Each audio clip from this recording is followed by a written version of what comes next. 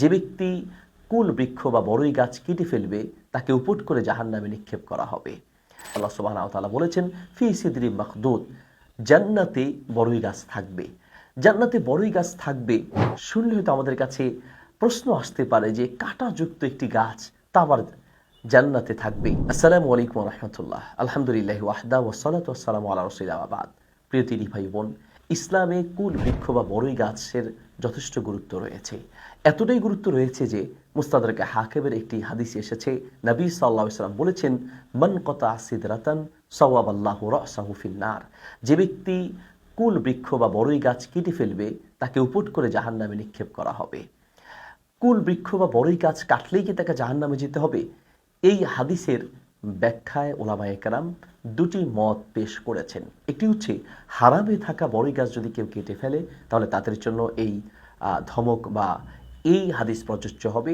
আরেকটি হচ্ছে যেই সকল কুল বৃক্ষ বা বড়ই গাছ বিভিন্ন রাস্তার পাশে বা বিভিন্ন জায়গায় এমন অবস্থায় আছে যে সেখানে মানুষ একটু উপকৃত হয় তার ফল দিয়ে, তার ছায়া দিয়ে, বা পশু পাখি উপকৃত হয়, এই ধরনের কুল বৃক্ষ বা বড়ই গাছ যদি কেউ বিনা কারণে কেটে ফেলে তাহলে তার জন্য এই হাদিস প্রযোজ্য, অর্থাৎ তাকে জাহান্নামে নিক্ষেপ করা হবে। তাই আমাদের সতর্ক থাকা উচিত, আমরা বিনা প্রয়োজনে বড়ই গাছ কাটবো না। শুধু বড়ই গাছ নয়, যেই কোনো গাছই, যেহেতু গাছ মানুষের উপকার করে, গাছ দ্বারা মানুষ উপকৃত হয়, মানুষ অক্সিজেন গ্রহণ করে, পশু পাখি ফল দিয়ে উপকৃত হয়, মানুষ তার ছায়া দিয়ে, ফল দিয়ে, ফুল দিয়ে, কাঠ দিয়ে বিভিন্নভাবে মানুষ উপকৃত হয়। কাজেই আমাদের উচিত যে আমরা এই যে কোনো গাছ আমরা অপ্রয়োজনে কাটবো না। বিশেষ করে বড়ই গাছের ব্যাপারে আমাদের বেশি সতর্ক থাকতে হবে।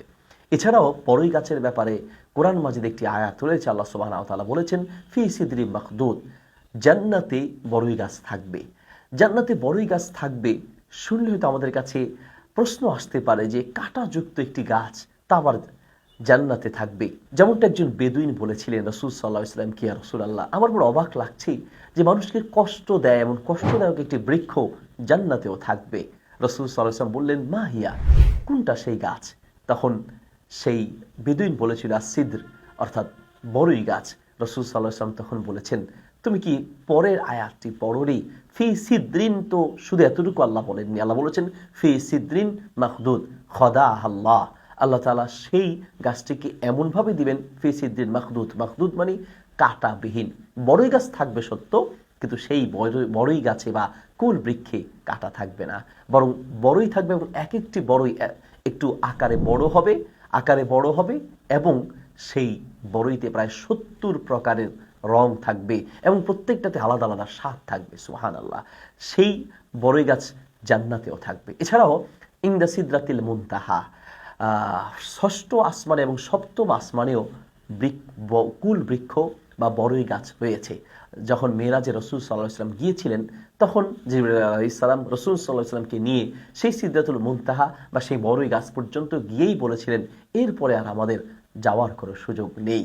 অর্থাৎ আল্লাহ সুবহানাহু ওয়া তাআলার কাছে যে কোনো বাণী পৌঁছে দেওয়ার জন্য ফেরেশতারা সেই কুল বৃক্ষ পর্যন্তই গিয়ে থাকেন, আর আল্লাহ সুবহানাহু ওয়া তাআলার বিধানগুলো সেই কুল বৃক্ষের ওখানেই আসে, সেখান থেকেই পৃথিবীতে বা আসমানে বা যেখানে পৌঁছে দেওয়ার দরকার পৌঁছে দেয়। অর্থাৎ সেই কুল বৃক্ষটাই হচ্ছে একটা আল্লাহর মাঝে আর সৃষ্টি জগতের মাঝের একটা সীমানা।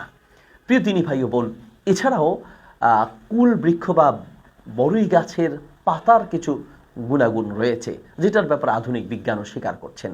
রাসূল সাল্লাল্লাহু আলাইহি ওয়াসাল্লাম কোনো মানুষ মারা গেলে তাদের ব্যাপারে বলেছেন, ইগসিলুহা বিমাইন ওয়া সিদরিন, তোমরা মৃত ব্যক্তিকে ধৌত করো বিমাইন ওয়া সিদরিন, পানি এবং বড়ই গাছের পাতা দিয়ে।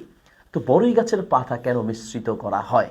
আধুনিক বিজ্ঞানীদের তথ্য হচ্ছে যে বড়ই গাছের পাতায় এমন কিছু প্রতিষেধক রয়েছে যেগুলো মিশ্রণ করার ফলে একজন মানুষ মারা যাওয়ার পরে তার দেহটাকে বিভিন্ন কীট পতঙ্গ থেকে কিছুটা সময়ের জন্য রক্ষা করা হয়।